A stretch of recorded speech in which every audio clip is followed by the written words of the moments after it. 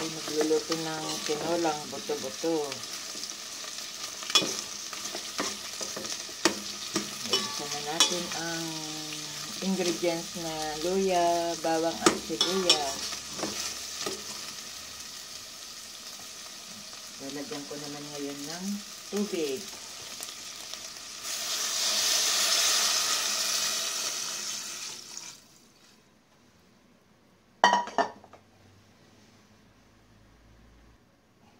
Palalambutin ko na ang buto-buto ng manok at karne ng baboy.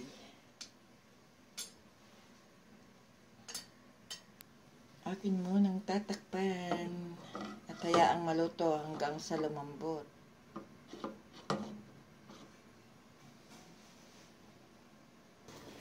Yan, kumukulo-kulo na ang ating pinalambot na buto-buto ng manok at karne ng baboy.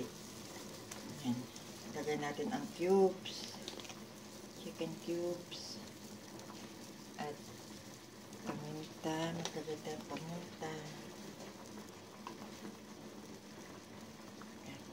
Salt. Yan. At panuli natin.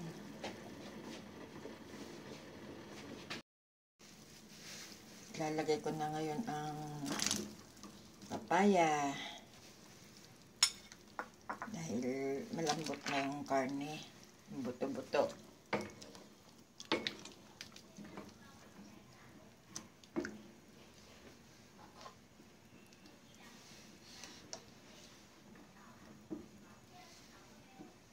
Takpan ko ulit.